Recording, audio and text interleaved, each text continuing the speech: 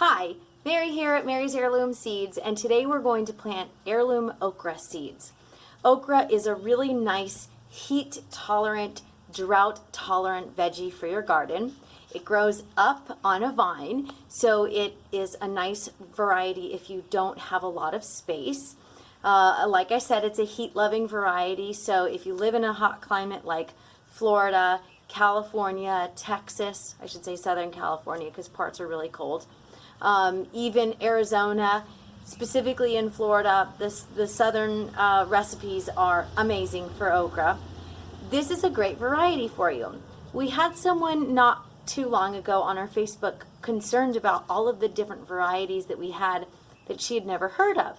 Now, heirloom varieties are anywhere from 50 to over 100 years old. Genetically speaking, they can be traced, some of them over 400 years and some of them much longer than that. So all of our varieties are heirloom. We have one in particular called the burgundy okra. It's a red variety. It's not one that you're going to see in the grocery store that often. So this is one of the benefits of growing your own heirloom varieties from seed. You can have so many unique varieties to grow in your garden, things that you wouldn't necessarily find in the store. So to get started, like I said, we need seeds.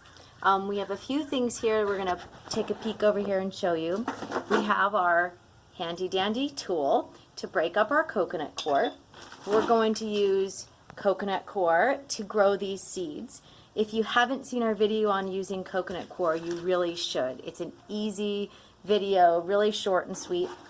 We're using 6-cell germination trays for this. We have plant markers here. These come free with your purchase of a 6-cell germination tray. We have a little stick here. You're going to have to get that on your own. We don't sell the sticks.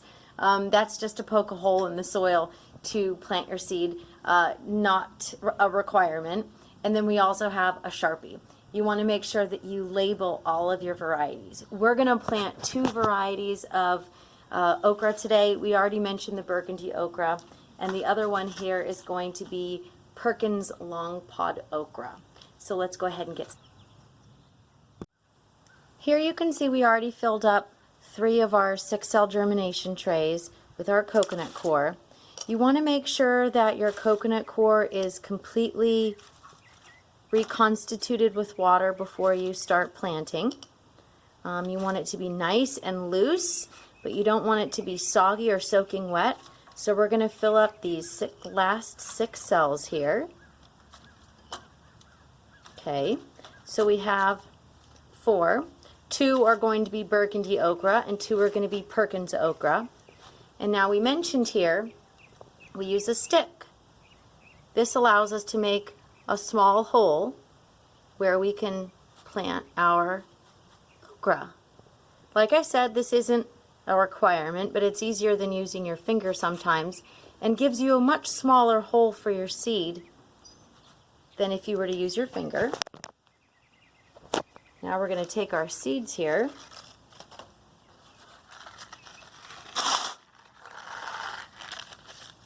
and these are Perkins long pod okra. You want this to be about 1/4 of an inch deep. You don't want to plant them too deep, or when they germinate, they won't reach the light fast enough. So we put 1 in each hole, in each cell. So that will give us a total of 12 cells. Okay. Now remember we said we have to label every single one. If you don't label it, you're going to get these growing and you're not going to know which one is which. I've made that mistake several times.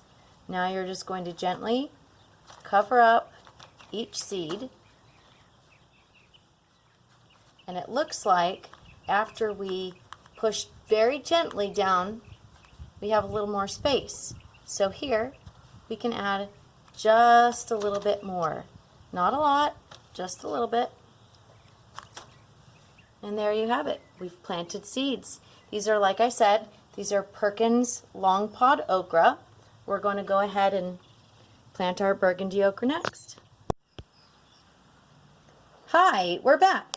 We have planted our Perkins long pod okra and our burgundy okra. One of the recommendations we make is not to water your germination tray, or if you're using coconut coir pellets, don't water the top of the tray or the top of the coconut coir pellet.